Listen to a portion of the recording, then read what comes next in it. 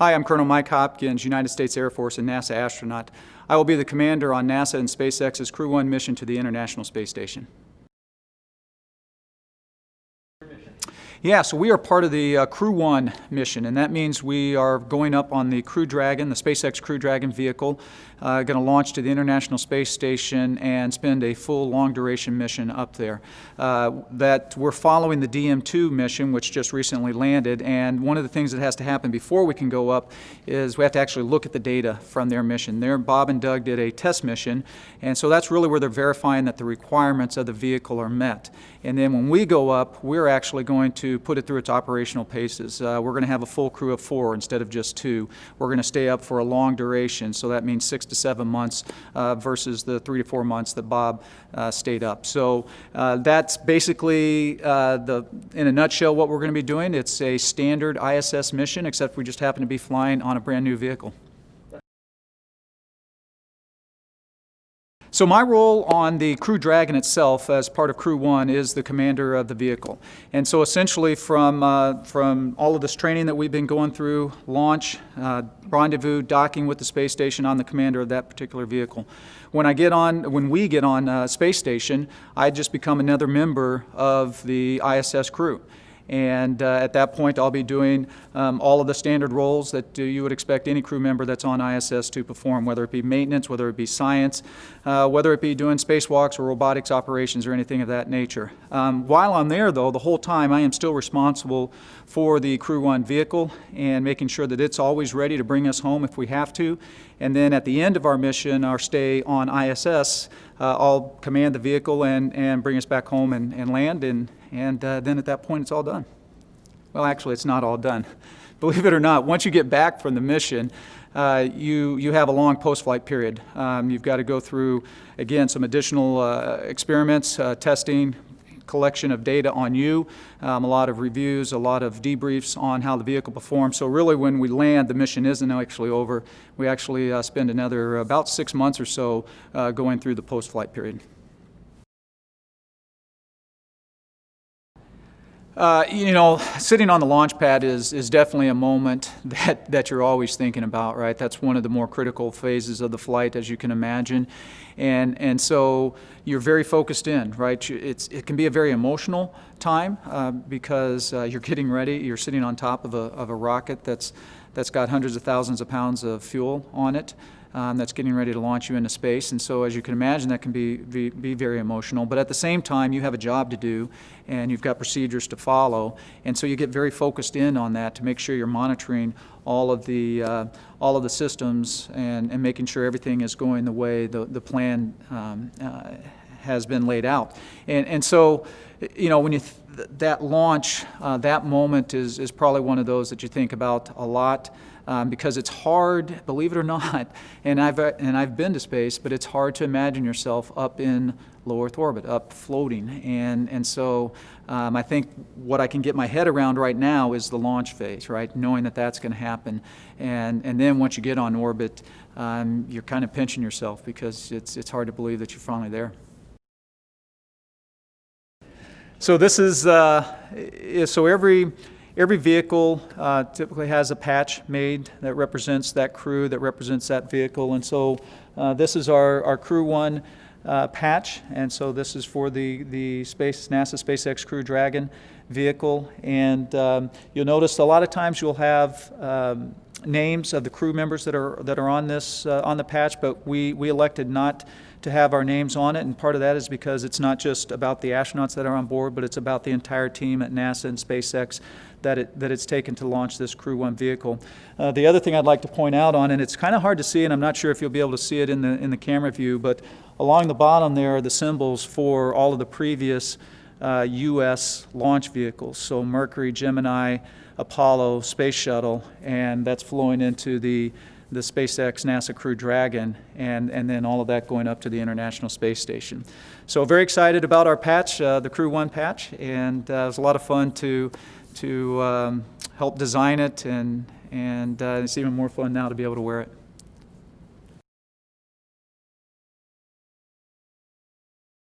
Yeah, so getting to watch the DM2 mission has been pretty amazing. We were in one of the flight control rooms during the launch itself, and I have to admit, the first time when they started to fuel that rocket with Bob and Doug in the actual vehicle, this is the first time this has ever happened.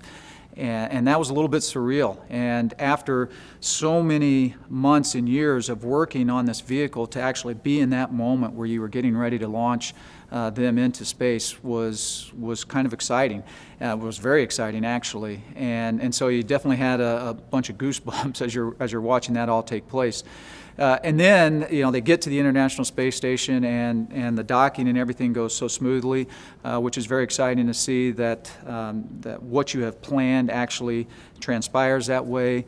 And then once they got on board, they've done a lot of work to kind of test out the vehicle, if you will, to check how we're going to pack the vehicle, how we're going to have it, what configuration we're going to have it in while it's docked to the International Space Station. They've been going through all of that process, or they've gone through all of that process, and so it's really been helpful for us to see that happen. And then, of course, the landing and recovery and all of those, which is just as important as the launch and docking. And so to see all of that take place has just been fantastic.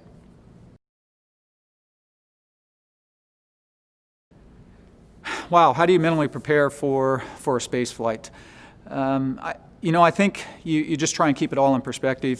Fortunately, I've got my wife and kids help me do that. But you go through the day-to-day training, the day-to-day operations to get ready for it. And so in that case, sometimes you're not always thinking about that big picture of I'm going to space. You really focus on how does this system operate? When I take this exam next week, what do I need to study to get ready for it?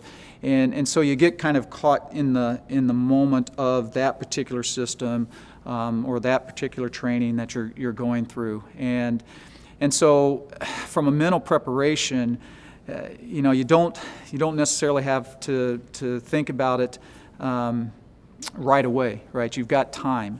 And it's funny, I go back to my days at the University of Illinois when I was playing football, and there's a lot of similarities, believe it or not, between playing sports like that and doing something like this where you're launching into space. You spend players, whether it's football or any sport, volleyball or basketball or you name it, you spend months and years training and practicing for that moment when you get on the field, when you take the court, and when you walk out to the launch pad to that rocket.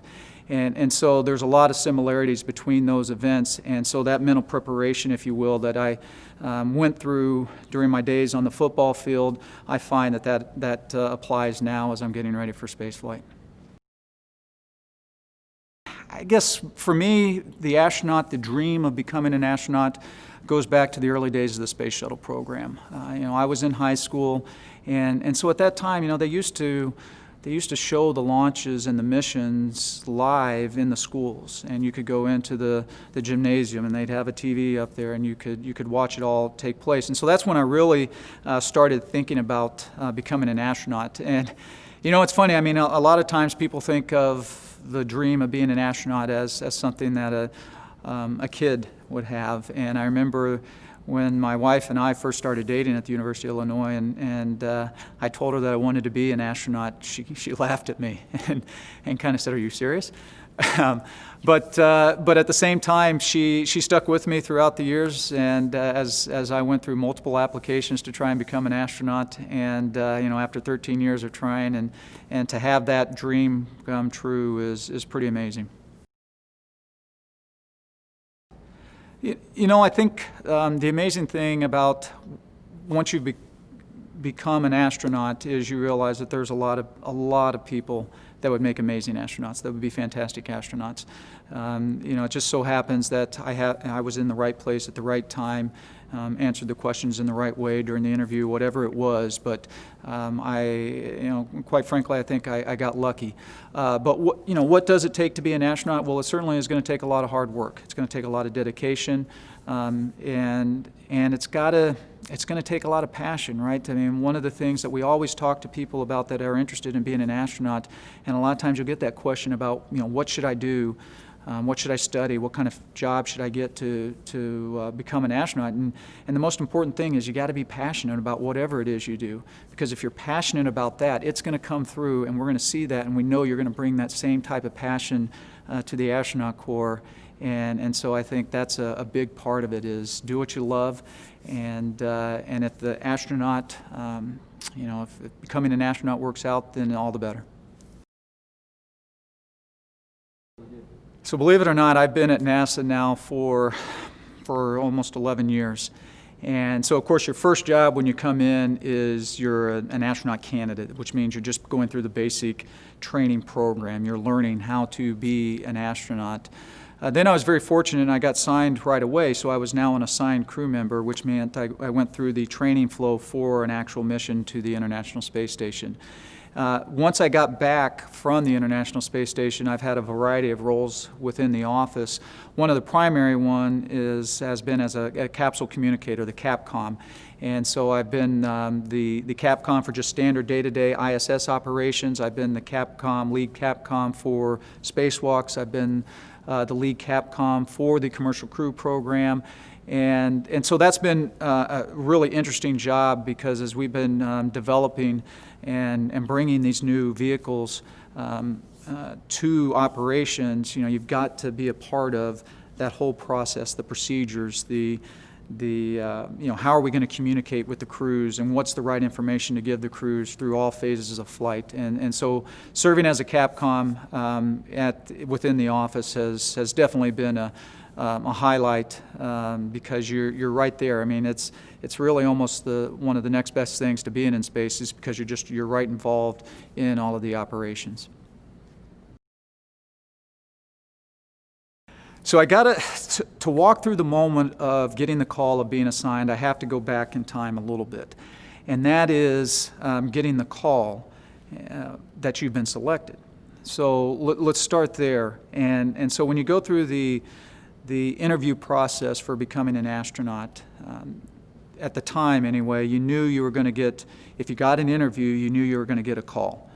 And it just depended on who called you, of whether you were going to be selected or whether they were going to tell you, thank you, but we aren't going to select you at this time. And so you're waiting for that call. And I sit there and I think about how important, how big a deal it was when that call finally came in. And yet, I thought that was the biggest moment of my life. But then, when the chief of the astronaut office calls you in to their office and they tell you that they want to assign you to an actual space flight, it's kind of like, oh wow, I mean, they actually mean to send me to space. And so that moment was even bigger, believe it or not. And because, before that, it still seems a little bit like a dream. And then when they finally assign you to a mission and your name goes next to an expedition number and has a launch date and things of that nature, it starts to get a lot more real. And that's when it really starts to get exciting. For the second mission, I had been working as the lead Capcom for these commercial crew program, and for both vehicles, for both the Boeing Starliner and for the SpaceX Crew Dragon. And so we knew there was going to be an announcement, and there was going to be multiple crew members that were going to be involved in it. And of course, there was that initial cadre that included Bob and Doug and Sonny and Eric Bowe. And so we knew that they were going to be a part of that initial cadre. So you weren't quite sure whether, I thought there was a reasonable chance that I was going to be a part, but then you're going through this guessing game of, well, do I think I'm going to be on one of the Boeing vehicles, or do I think I'm going to be on the SpaceX vehicle? And so when you get the call, it's the same, right? It's the same as it was the first time, is just as exciting, and just as exciting to know that I was on the SpaceX vehicle, was going to get to do something new and exciting, and a new vehicle. And so each one, the first time I got assigned, the second time I got assigned, was special and unique, and it still just gives me goosebumps. It's funny, when I got that call, and I knew I was going to be assigned, there was still a lot of work that I was doing as that lead Capcom for the commercial crew program. And so you have this this idea that maybe I can continue to do some of that work while I'm assigned, because you never like to leave things undone, right? You never like to leave things not complete. And so I had this idea that I was going to be able to continue working as that role while I started my training and things of that nature. And you quickly realize that there's just not enough hours in the day. And so I would say that was probably one of the biggest differences, the biggest changes that happened when, the day after or the week after or 2 weeks after, was just realizing how much work there was that it was going to take to be now an assigned crew member, and the realization that I wasn't going to be able to continue some of my other duties that I had been doing. And so once you get to that realization, then you get focused 100% on getting ready for the next mission. Yeah, my family means everything to me. It is the most important part of my life, God and family, and so quite frankly, if I didn't have an opportunity to fly again into space, I'm okay, because I've got my family. My wife Julie has known I wanted to be an astronaut from the time we first started dating back in my college days, which is quite a few years ago.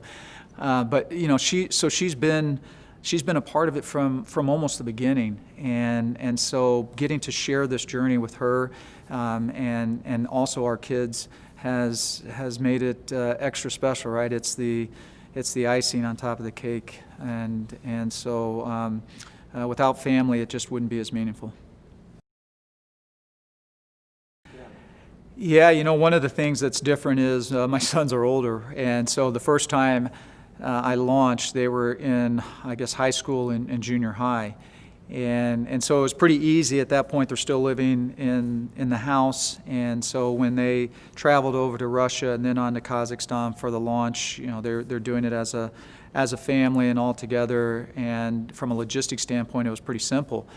This next time is going to be a little more challenging. Both my sons are at college. One, my older one, at the University of Michigan, Ryan is there, and Lucas is at the University of Notre Dame. And so that's going to add a whole new dimension to how do we make this launch, being at the launch and things of that nature work out. But at the same time, however it works out, it may not be exactly the same as what we were able to do last time. I may not be able to have the same kind of contact with them that I had the last time. But I also know that they're very supportive of what I do, and so even though I may not be able to have some of that direct contact, at least I know they're there with me. Will you just speak to that? Yeah, absolutely. And what, life does go on for the families that are at home, and what you forget oftentimes is the additional stress that they're under because of their spouse being on board the International Space Station.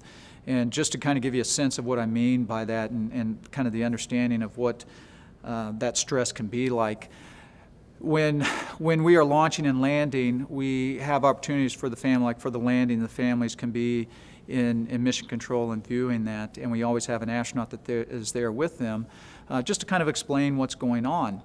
And during the landing phase, there's always this period where we have a comm blackout, and that can be anywhere from 3, 4, 5 minutes long. And so after I had landed, I was actually in an MCC with the families for one of the astronauts that was getting ready to return. And I never appreciated how stressful it could be until we got to that time of the comm blackout.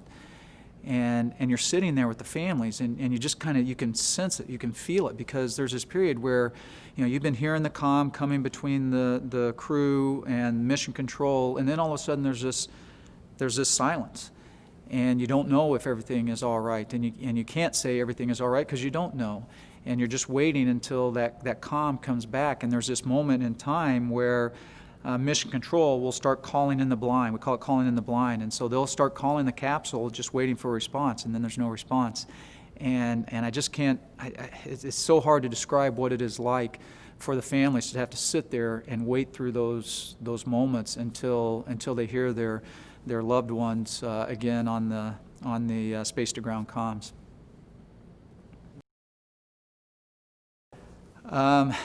There are so many strengths. Julie is just an incredible person. This career field that I'm in, whether it's been in the Air Force or here as an astronaut, can be challenging for families. And throughout it all, she has been amazingly flexible, amazingly, she just goes with wherever the Air Force or NASA sends me, whatever challenges, she just takes them on, and she does it with grace, and she does it amazingly well. And so I can't say enough. I wouldn't be able to do this job without her.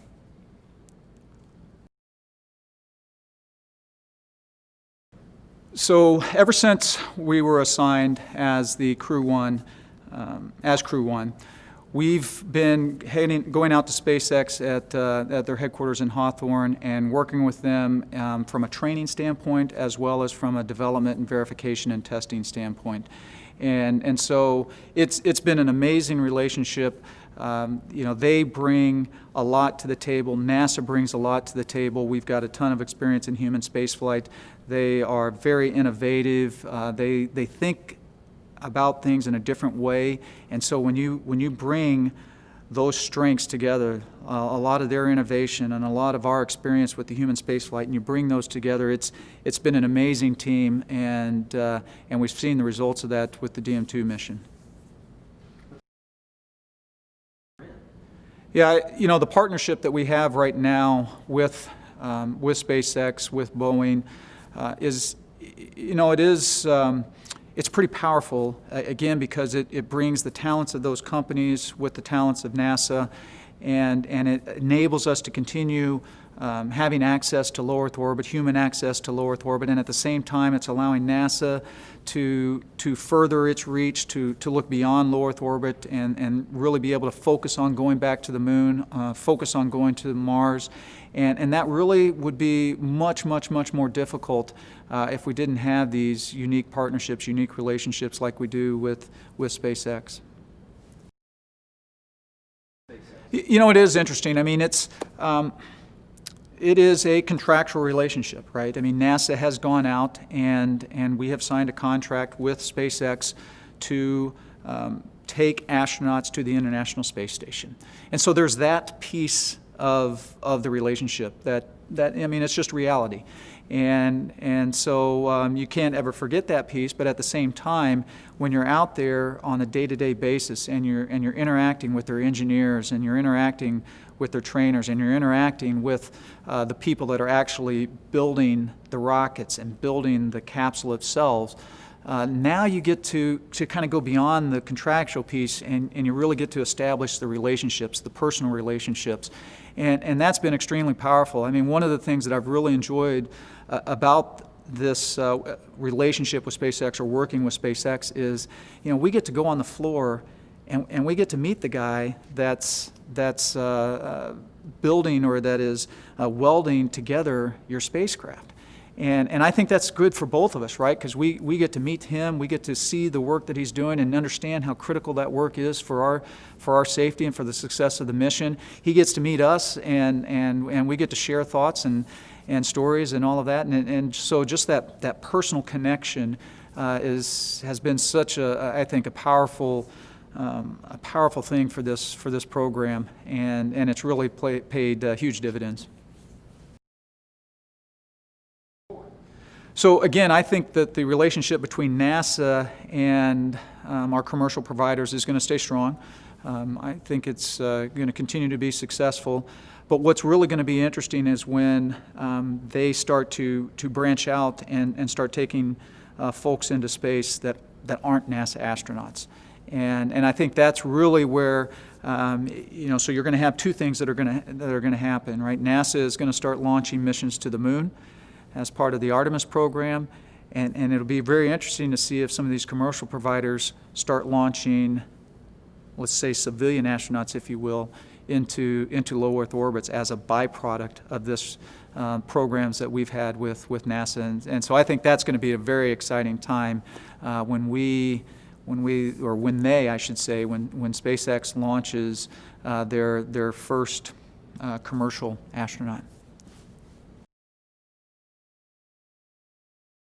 You know, it's funny, ever since I got here as an astronaut and went into that initial training as an astronaut candidate, my kids, my wife have said, "You don't go to work anymore, do you?" It's like you go and just play all day, and that's what it feels like when you come here to JSC and you get to train. And it's much more serious than that, right? I mean, it's not playing a game. It is real. It has real consequences. But at the same time, you know, I just absolutely love it. It's, you know, we've got a couple of facilities here that are incredible. We have what we call Building 9, where we have the mock-up of the space station inside.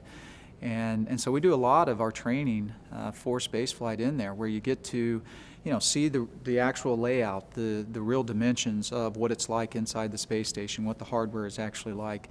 And so that is very helpful. And one of the other things we do in that facility is kind of the last bit of training that we get to do as an entire crew, and we go through the emergency scenarios. And so they'll put the full crew inside the mock-up of the space station, and we'll go through a fire scenario, and they'll actually pump some smoke into it, and we have to react just like we were expected to react when we're on board the space station.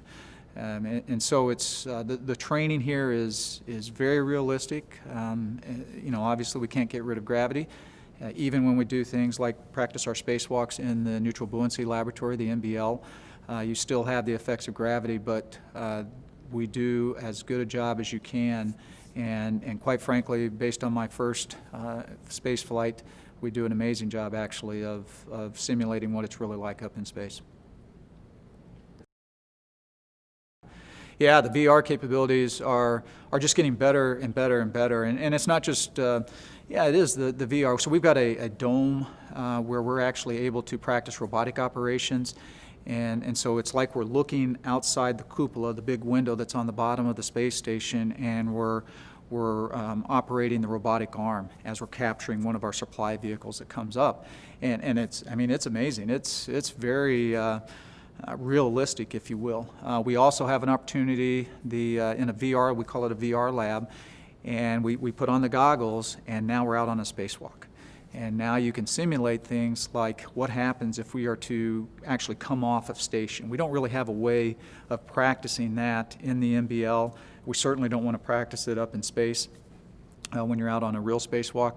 And so we do it with the VR, and you practice that situation of something happened, you've come off a station, and now you've got to use your SAFER, which is a system that allows, basically it's a little jetpack that you wear with you when you go out on spacewalks, and we practice getting back to the station. And so you definitely want to get that right. Yeah, we also have the opportunity to fly in the T-38, a two-seat jet trainer, and NASA's been flying here at JSC.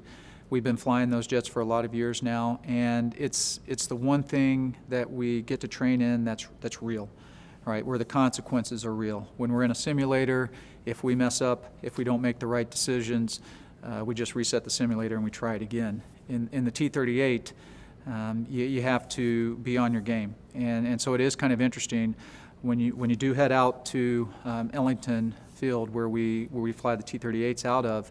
And when you get into the briefing room, you know, you got to go through a mental switch and say, okay, I've got to be on my game. It's got to be all about flying the T-38. I got to stop worrying about my robotics class that I just took, or my test that I've got tomorrow. I need to focus in on flying this T-38 because, again, the consequences are real. Training in general. You know, I think the importance of training, I'll fall back onto, you know, I can go back to playing football, how important the training is. I can go back to my first space flight, how important the training is. You know, the amazing thing, and I'll tie all of those actually together when I went out on my first spacewalk. And I remember being inside the airlock, and you're looking out this hatch through the vacuum of space down at the Earth going by. And I realize that it's a place that I've been before, sort of, right? And that's standing in the tunnel, getting ready to run out on the football field before a game.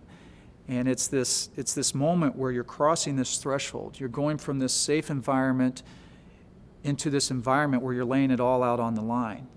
And so having that experience on the ground and then being able to kind of feel that same type of experience when you're up in space, it definitely helps. And so the training kicks in. And you get outside in that on your first spacewalk, and that can be a pretty emotional moment for you. It can be a little bit nerve-wracking, but you're also very excited, right? Because this is one of those events that you've dreamed about being able to go out and do. And then that's where the training kicks in. You get outside the hatch, and there's the handhold, just like when you've practiced in the NBL, in the neutral buoyancy lab, in the giant pool. You come out the hatch there, and there's that same handhold. And so then all of a sudden it's just muscle memory, and you just start doing the job just like you did on the ground, just like when you run out on that football field and you line up and you're making your reads and you're reacting to the play, and you've done it 10, 20, 30 times in practice. Now you're doing it for real, and that just makes it go that much smoother when it is the real day. It's just like the football team. We talk about the team, and we oftentimes think about the actual players, and it is so much more than that.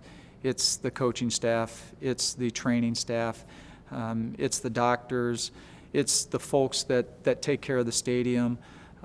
All of them make it happen, and it's the same thing here at JSC. We've got an incredible team from not only the trainers, but the folks that operate the facilities.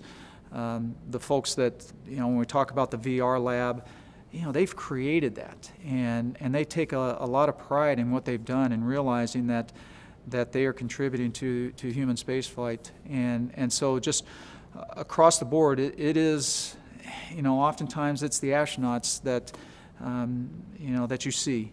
It's the astronauts that are oftentimes getting interviewed like this.